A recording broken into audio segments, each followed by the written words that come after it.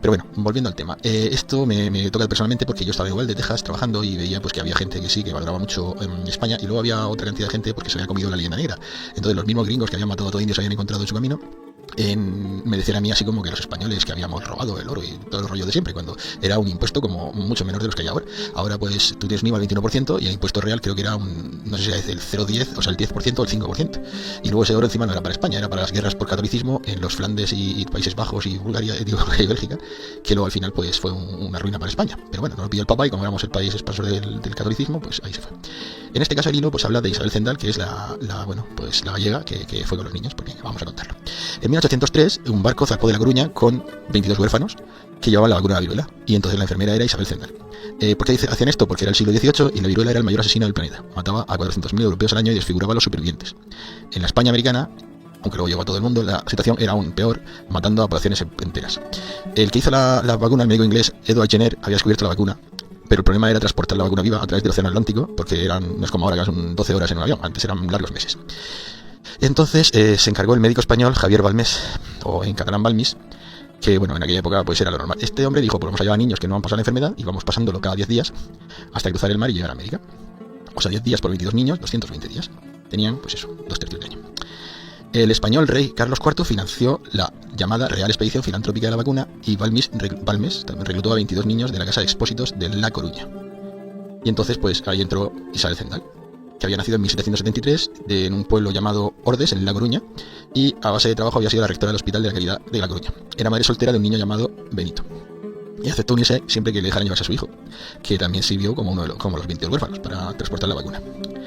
Salieron el 30 de noviembre de 1803 en la corbeta María Pita. Las condiciones eran infernales debido al hacinamiento, las tormentas y el constante mareo.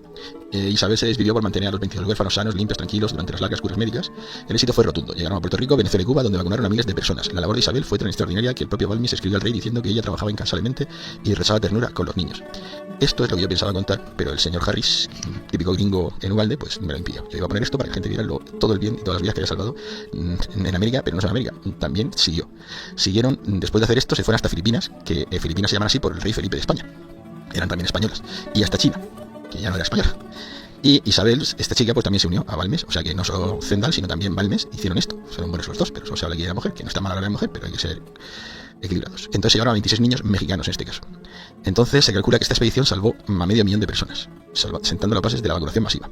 3 años de agotado viaje internacional, Isabel Zendal nunca regresó a España, se estableció en la ciudad de Puebla, en México, junto a su hijo Benito, donde vivió humilde y anónima hasta que se murió.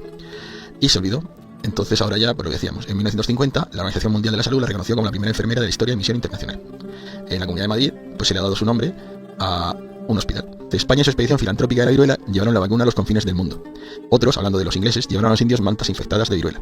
Adivinen quién tiene una leyenda negra.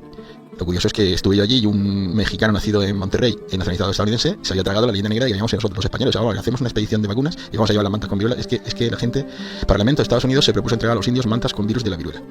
Dice, no se propuso, se hizo. 22 ángeles, que por lo visto es en el año 2016. Dice, no te lo contaron en inglés, ni en francés, ni en norteamericano, tampoco el cine español. Pues eso, la tristeza de que los españoles siempre están con la guerra civil dando el coñazo y hay una cantidad de cosas buenas que hemos hecho. Mártir de la expedición fue José Salvañ, que aún enfermo continuó su trabajo por Nueva Granada y Perú, muriendo en el Alto Perú, Cochabamba. Pues eso yo no lo sabía. Y bueno, pues creo que ya está todo lo que quería comentar de allí. Pero bueno, pues ya sabéis que, salvo que el hombre no sabe escribir el nombre de su ciudad, que aquí bien claro se lo dice en La Coruña, pues el resto pues sí, está interesante. ¿Vale? Bueno, pues hasta aquí lo vamos a dejar. Pues eso, ser muy felices y hasta pronto.